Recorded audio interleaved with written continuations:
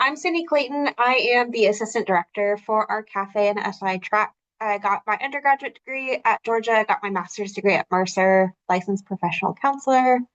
Love what I do. So I'm going to talk to you guys about the goals of the cafe program and kind of how we get there with our clients. So goals include normalizing symptoms and experiences. A lot of times clients on our cafe track have very similar experiences and symptoms, very similar experiences, going to the hospital, and it can be quite frightening for them and something that isn't talked about in kind of a larger context of society.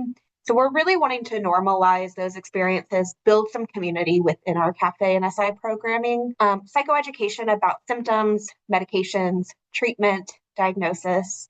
One thing that I've heard kind of continuously in my work with people with psychosis is I don't know kind of anything about this. I was just, diagnosed at the hospital and started on these medications and no one explained it to me. So one thing that we really want to do is we want to slow it down. We want to break it down so that they have the knowledge and the verbiage to kind of talk about their symptoms, because we know that this is a chronic illness. There's no cure for psychosis at the current moment. We think that it is so important for them to be able to talk about their symptoms in a way that is, communicating what they're experiencing in a way that their treatment team can follow and understand throughout a lifetime. Again, with medications, just want to provide some psychoeducation. We're talking a lot about beliefs and barriers to ongoing medication consistency and compliance. And we're also talking a lot about managing side effects, how to monitor side effects, all that fun stuff. And then treatment of psychosis, what are their different treatment options? Really kind of honing in on coping skills for stress. We know that stress increases symptoms of psychosis. So we really want them to have almost like an arsenal, a toolkit of coping skills that they can utilize for stress throughout their lifetime. And then again, breaking down diagnosis.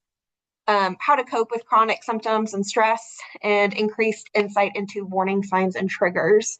That is something that we really focus on both in individual sessions with our clients and in group therapy sessions in our core group.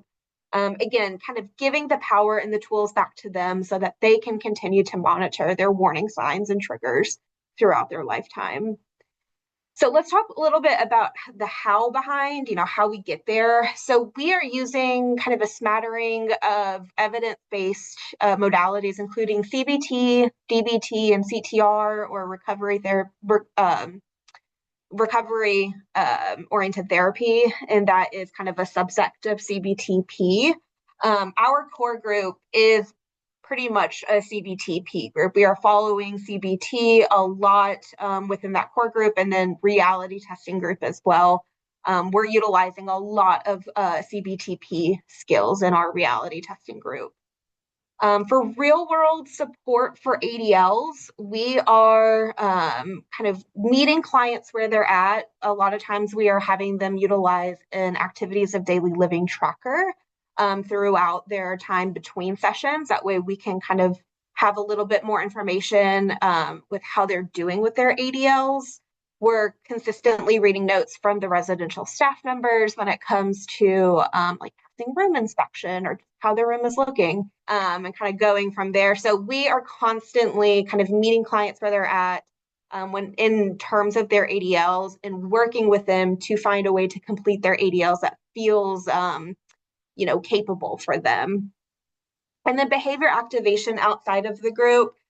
This is one of my favorite topics to talk about. We have a very close relationship with our adjunctive team here, and we have a fantastic adjunctive team. So clients on our cafe or SI track, they have a specialized gardening group every single week. It is just for clients in our cafe and SI track. They're really getting their hands on the earth, getting dirty, meeting them where they're at to start to kind of treat those negative symptoms and access the adaptive mode, as CTR likes to call it. In core group, quarterly, we are doing a fun day, which is pizza party. We're usually going to the gym and we're having some fun with our adjunctive team. But again, kind of building that community and starting to treat the negative symptoms with behavior activation. We've also completed various service projects. One of the ones that we like to go back to is something called the Sandwich Project, getting them involved in their community, getting them involved in behavior activation.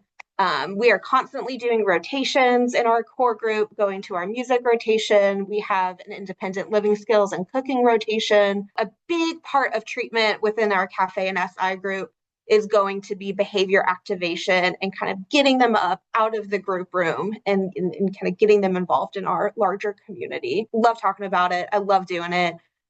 It is really special. And a lot of times that's the first time that I'm seeing clients smile and say, I had fun doing this. And it's really, really fantastic to see.